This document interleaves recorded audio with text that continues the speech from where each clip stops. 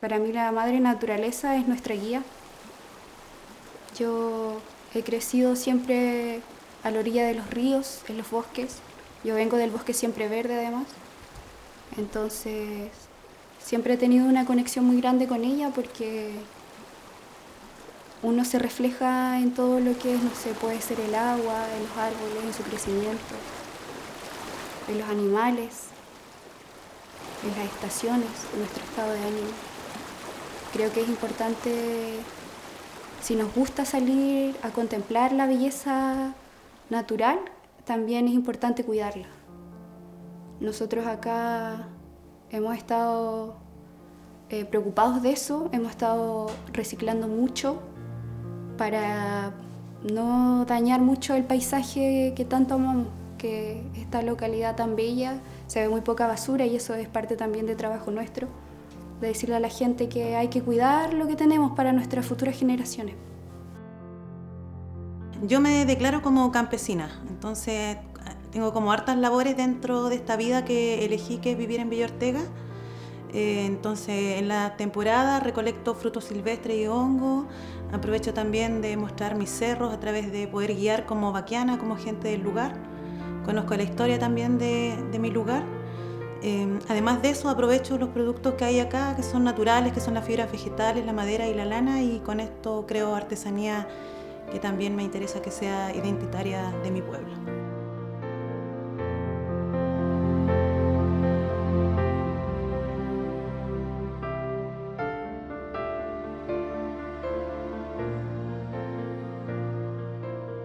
Ojalá que aquí a 10 años más todo esté intacto.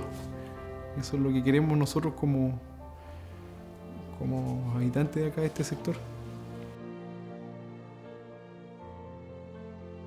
Entonces es muy significativo ese proceso en que el museo se va construyendo y los vecinos, las vecinas, los habitantes de Villa Ortega van trayendo al museo las cosas que para ellos tienen un valor patrimonial. Eso es muy bonito, es muy significativo, y ahí es donde también aparecen los primeros elementos fósiles, ¿no?, vinculados a patrimonio paleontológico, que ya son reconocidos como algo muy importante y especial, antiguo. Hay una cosa desconocida, un poco exótica en estos objetos tan misteriosos que son los fósiles. Así que eso también, junto con los objetos personales, históricos, que representan la vida y la cultura de este sector, también aparecen estos fósiles, estos objetos paleontológicos. Entonces, estaríamos hablando de ese escenario más bien cálido, cercano a la costa, un bosque denso, cerca de un volcán en erupción que generó las condiciones necesarias para que esto quedara sepultado y millones de años después podamos encontrar los vestigios, los restos que nos permiten reconstruir hoy en día ese pasado. Esta sala museográfica partió desde una mirada de los pobladores de querer un espacio municipal o un espacio físico para tener sus objetos más preciados por ellos, en realidad. Todos llegaron a un consenso que tenían en una reunión de la Junta de Vecinos que tenían objetos antiguos y no tenían un espacio físico donde poder presentarlos o donde poder tenerlos en resguardo. Bueno, en el año 2002, por motivos laborales, a mí me tocaba vivir aquí en la localidad de Villa Ortega, vivir y trabajar aquí en la localidad. Hacíamos trabajo comunitario con distintas organizaciones, con la comunidad en general. Y en ese proceso, por una coincidencia, la verdad, nos tocó poder participar de forma muy sencilla cuando se creó este museo en Villa Ortega. Fue una iniciativa también bien significativa, ¿no?, porque es una iniciativa de la misma comunidad, de los vecinos y vecinas de Villa Ortega, en conjunto con la Municipalidad de Coyhaique. Cuando estaba en la alcaldía don David Sandoval Plaza, él tenía como esta idea de que en cada pueblo de la comuna de Coyhaique existiera una sala museográfica. Y cada una tomó distintos caminos, como por ejemplo, no sé, en el Blanco está la del mate, que se le trató de dar como una identidad. Y acá se trabajó con la historia, como se llama, Colonos de nuestra tierra, como con la historia de la gente, que fue la que empezó a traer su de cierta manera sus implementos o sus reliquias que tenía en su casa como para empezar a transformarlo en la historia de Villa Ortega. Ese fue como el primer contexto con el que se hizo esta sala museográfica. Es muy significativo ese proceso en que el museo se va construyendo y los vecinos, las vecinas, los habitantes de Villa Ortega van trayendo al museo las cosas que para ellos tienen un valor patrimonial. Pero siento que nace más que nada como una propuesta de la municipalidad de ese tiempo, que nosotros acá igual recogemos como de cierta manera ese interés junto con las otras comunidades, porque se creó el de Ñirguao, se creó el de El Blanco y el de Balmaceda, y como que cada uno se apoderó de la idea y le dio su identidad, pues eso es lo bonito en realidad. Y que la gente también tuvo como esa, no sé si decirlo bondad, pero esas ganas de traer sus cosas, ya sea en ese tiempo habían dos métodos, tú donabas o prestabas al museo tu pieza. Que en ese tiempo estaba Leonel Galindo, que es un historiador, una persona que igual yo admiro mucho, y estaba Pablo Márquez, que trabajaba ahí en la antigua Casa de la Cultura, porque nosotros dependíamos de ellos, ¿ya? De la Casa de la Cultura que está ahí donde está ahora el Centro Cultural. De esa parte de la municipalidad dependían las salas museográficas. Y ellos hicieron el mayor trabajo de recolección con la Junta de Vecinos y los vecinos en general. Y también, obviamente, si va un historiador que ama a la Patagonia, como es Leonel, y que te cuenta la historia y la importancia que va a tener esto en el pueblo, como que la gente se encantó rápidamente. Sabes que yo valoro mucho esa parte. Cuando yo llegué ya estaba casi la mayoría de estas piezas y de ahí solamente se han ido sumando otras. Por supuesto que lo más fuerte son los objetos históricos, ¿no? Los objetos vinculados a la vida, sobre todo a la vida cotidiana, en este sector rural, el trabajo en el campo. Eso es lo más abundante, lo más principal, ¿sí? Pero también siempre hay una reflexión en torno a qué cosas son relevantes para la comunidad de este territorio, de su entorno. Entonces se va produciendo de forma también bastante espontánea estos relatos que tienen que ver con nuestra historia, con nuestra cultura, pero también con la naturaleza, con los cerros, por ejemplo. Siento que aquí también son tan presentes los cerros, las cordilleras alrededor de Villa Ortega, ¿no? Entonces los aspectos geológicos, las rocas, cosas que aparecen como llamativas, ¿no? Rocas bonitas, especiales, fósiles. Y una cosa que también yo creo que es muy interesante es cómo existe de forma bien difusa, casi como que fuera un mito, ¿no? Que en el sector de Cerro Rosado hay un bosque petrificado. Eso aparece como en el relato de la comunidad de varias personas, pero sin una confirmación más técnica, ¿no? O sin que conociéramos de la existencia de estudios científicos sobre esto. Ya era un relato desde aquellos años, ¿no? Estamos hablando del año 2002, ¿sí? Por lo menos que yo los conocí, esta idea de que hay un bosque petrificado en el Cerro Rosado y por lo tanto sí aparecen algunos objetos, algunas piezas que son, o a que a simple vista parecen ser ciertos troncos o pedazos de madera petrificada. Sí, hay muchas historias que la gente contaba. Yo conocí el bosque petrificado recién el año pasado y había mucha gente que hablaba del bosque petrificado y uno se imaginaba, no sé, árboles gigantes que estaban hechos piedra, no sé. Había visto acá en el museo restos de árboles petrificados, pero hay harta gente que solamente habla y sabe del bosque petrificado, pero no ha llegado a una arriba. Pero sí me han dicho algunas personas mayores, colonos de acá, que conocen igual los puntos del bosque petrificado. Pero no es mucha la gente que ha ido de acá del sector. Y hasta que comenzamos a tratar de subir al Rosado, porque resulta que un conocido por el Valle del Rondanelli nos dejaban subir y comenzamos a subir, buscando los árboles petrificados que nos decían. O sea, yo no conocía, había visto fotos de los de Sarmiento, por ejemplo, imaginaba esas cosas grandes. Y nada, pues comenzamos a ir a hacer expediciones, que expedición era un kilo de pan, un sobre mayonesa y mortadela lisa, no alcanzaba para jamonada, me acuerdo, en la mochila, y subir de cabros chicos. Y no encontrábamos nada. Y la quinta vez que lo subí, me acuerdo, lo encontramos, nos metimos por otro lado y lo encontramos. Y fue maravilloso encontrar me acuerdo que un tronco grande, y después encontré ya como un astillero, porque lamentablemente igual lo que está en superficie al parecer lo sacan bastante, por lo que dice la propia gente ahí, lo que por supuesto que no es lo deseable. Pero esa fue la historia con el rosado. Por subirlo me acuerdo que con un amigo, Pavel, subimos varias veces el rosado, un geólogo. Varias veces el rosado y nunca encontramos nada. Ellos se van de acá y yo creo que a los 2 días que se fueron volví a subirlo y ahí los encontré y fue un poco paradójico. Todavía me lo recrimina. Pero eso de encontrarte con cosas, me acuerdo que íbamos, no sé, ¿cómo se llama? Al Arenal de chicos a buscar aquí en la región. Muchos fuimos, o al Puente Mundaca para arriba, muchos fuimos a muchos lados buscando fósiles porque a algunos nos gustaba, algunos estudiaron eso, otros no, pero quedamos con la sensibilidad por esos temas. Pero el rosado siempre, además, su forma distinta a los cerros del lado, el tener el emperador Guillermo detrás, desde arriba el dominio de las vistas que hay, la Laguna Rondenelli, la Laguna Alvarado, se erigía como un lugar súper, súper interesante, siempre como llamativo. Así que nada, pues yo podría decir que el cabro chico, Gustavo Saldivia, partió con ese entusiasmo que tienen muchos todavía, así como, vamos al cerro, vamos a buscar cosas, y no sabía ni siquiera qué es lo que andaba buscando. Esta es una inquietud. Podría remontar esto hace unos 15 años atrás. En esa época yo era estudiante en la Universidad de Concepción y tenía un profesor que tenía la intención de apoyarme en explorar la región de Aysén. Yo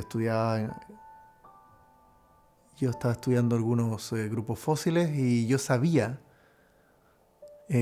o más bien había escuchado rumores de que cerca de Aysén, cerca de Villa Ortega, había un bosque petrificado. Sí, yo creo que la existencia del bosque petrificado en el Cerro Rosado es algo que estaba en la cultura del sector, en el relato oral en el sector.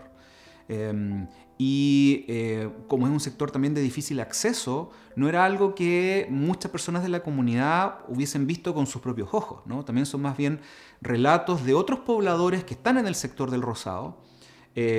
Y esto empieza, efectivamente, es interesante porque hay elementos que lo vuelven un relato identitario local. Esta idea, bueno, ¿qué es lo que es Villa Ortega? ¿Qué es lo que hay en Villa Ortega? Hay naturaleza, hay mucho trabajo, hay bosques, hay horticultura, y también hay este elemento que tiene este carácter medio mítico, digamos, pareciera ser que existe un bosque petrificado. Fue la primera vez que yo escuché eso, era estudiante, y pregunté a muchas personas cómo llegar al lugar. Y no pude, no obtuve respuesta, no di con las personas correctas. Algunos me dijeron que por el río Correntoso, que ya habían subido antes, algunos investigadores, que hubo grupos de extranjeros también que habían estado en el lugar. Cuando era pequeño había estado un par de veces de vacaciones en Villa Ortega, que era un lugar muy bonito porque yo aprendí a nadar ahí y recorría los campos donde también aprendí a montar un caballo. Y me acordaba entonces de eso, de que el Cerro Rosado siempre estaba ahí, como un coloso, como una estructura grande, así como que estaba como vigilando el sector. Pero no tuve éxito. Pasaron muchos años, y yo después terminé mis estudios de paleontología, posgrado, me fui a trabajar a Santiago, al Museo de Historia Natural, y con los años terminé de vuelta en Aysén, aquí en el Museo Regional de Aysén. Y un día se nos acerca un grupo de personas, pobladores de la zona, que estaban interesados e intrigados en conocer más. Y una de las cosas que a mí me llamó la atención no era el bosque fósil, sino que se estaban llevando las piezas. Que había personas que subían al cerro y se llevaban los restos petrificados. Y yo como paleontólogo yo sé que eso puede ser un daño tremendo porque uno pierde mucha información. Y y el no tener antecedentes, que no sabemos qué edad tiene este lugar y estos restos, sabía que eso era potencialmente un problema, y si el sitio era muy pequeñito y tenía muy pocos restos, eso rápidamente iba a desaparecer. Y así es como se acercaron estas personas y se les propuso entonces, bueno, tenemos que ir a buscar este lugar. Y esto había sido porque era un mito, era una especie de rumor entre los mismos pobladores de que este lugar existía, pero en realidad no estaba documentado, no había fotografías, algunas personas subían, contaban que habían llegado al lugar, pero no había más antecedentes. Así que armamos una primera expedición. Le pedimos permiso al Consejo de Monumentos Nacionales, le explicamos lo que íbamos a hacer, que lo que teníamos que intentar era dar con el sitio y confirmar si esto era un bosque petrificado que estaba en el lugar, o podían haber sido removidos desde otro lugar y simplemente terminaron depositados ahí posteriormente. Hicimos esta expedición en el año 2021, en el verano. Y no pensaba que era tan difícil llegar. El camino de ripio es complicado, y ya de llegar en auto, una vez ya estando en el lugar, son como 3 horas de caminata al lugar donde acampamos, y ya hacia los sectores donde prácticamente fuimos a ver la geología, igual es duro, y nos tocó también un tiempo de ventisca, de nevazón, de lluvia, entonces igual es un poco crudo, por decirlo así.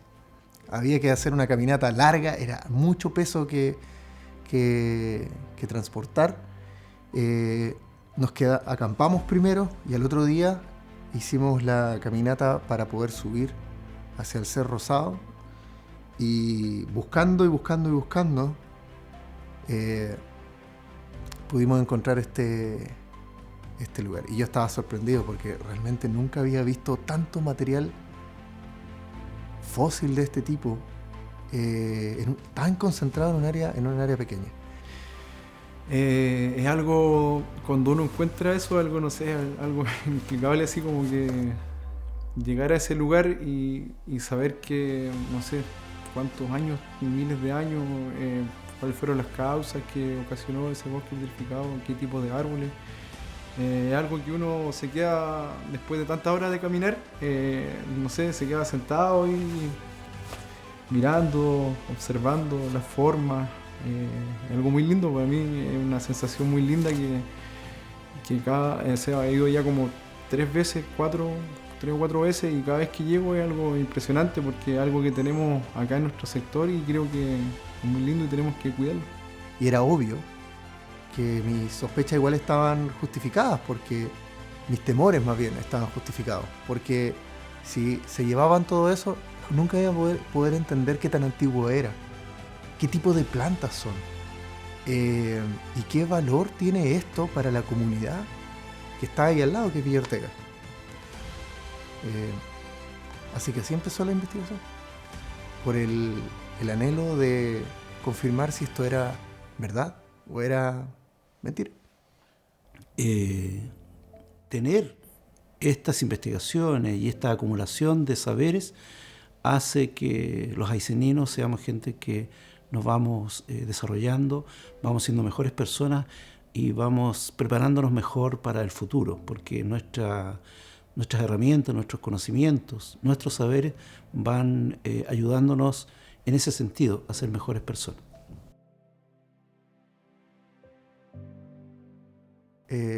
Había que incluir un estudio donde pudiéramos entender la distribución de estas capas de roca. Teníamos que establecer cuáles iban una sobre otra, o sea, establecer el orden de estas distintas capas de roca y qué naturaleza tienen.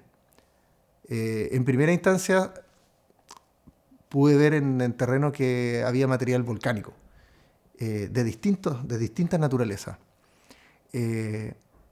Entonces el estudio geológico y el estudio que nos pudiera caracterizar cada una de estas rocas y el ordenamiento de estas era fundamental. Entonces yo bajé con el Antes de llegar de vuelta al museo, yo ya tenía claro que esto iba a tener que involucrar a una nueva generación quizás de geólogos y paleontólogos que empezaran a contribuir, a aportar, para empezar a armar un puzzle que tenía todas las piezas todavía desordenadas. Bueno, mi trabajo consiste en poner en valor la geología y la paleontología del sector de Cerro Rosado, realizando un inventario de potenciales geositios. Los geositios son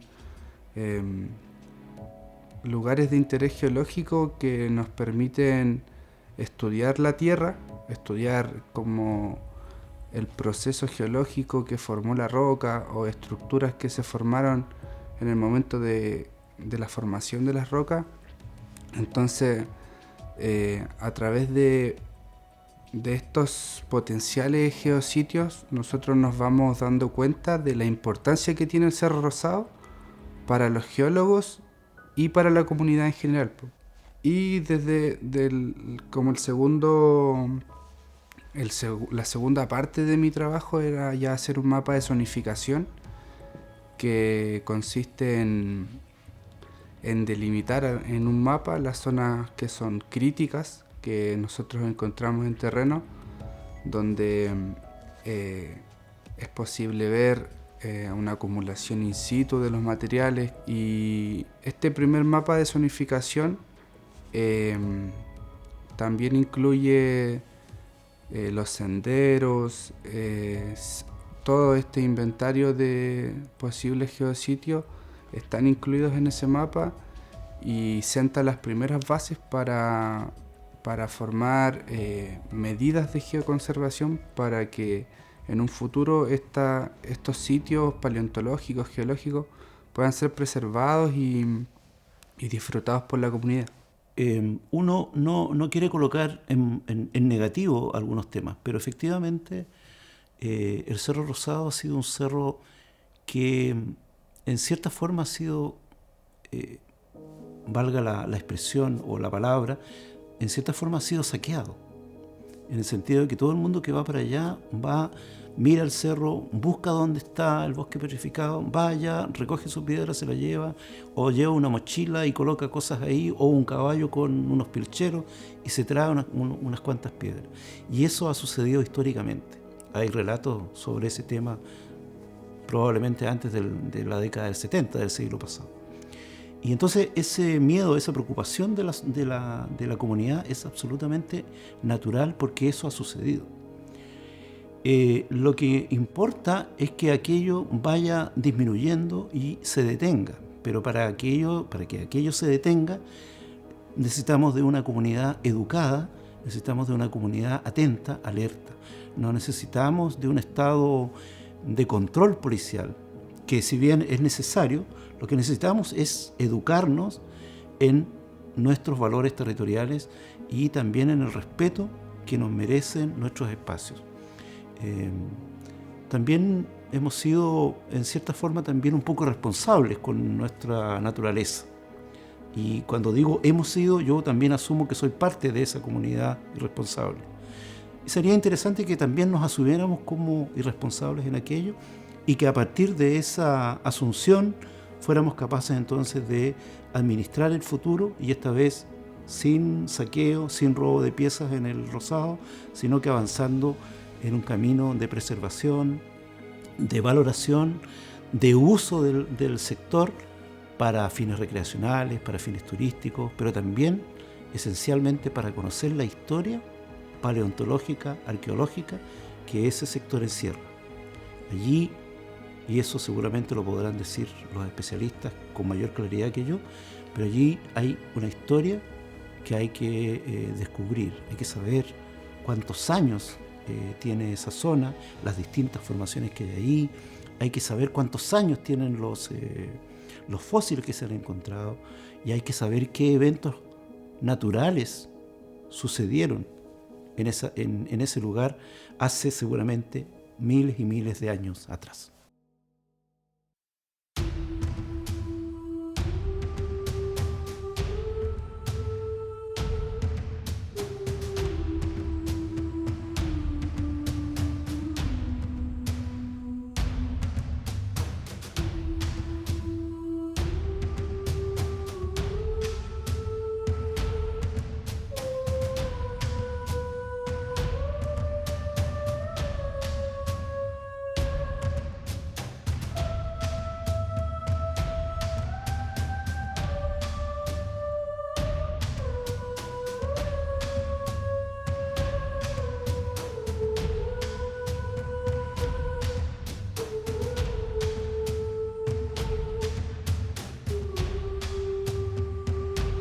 En el Bien Nacional Protegido de Cerro Rosado se encuentra un bosque fósil que apenas empieza a ser comprendido.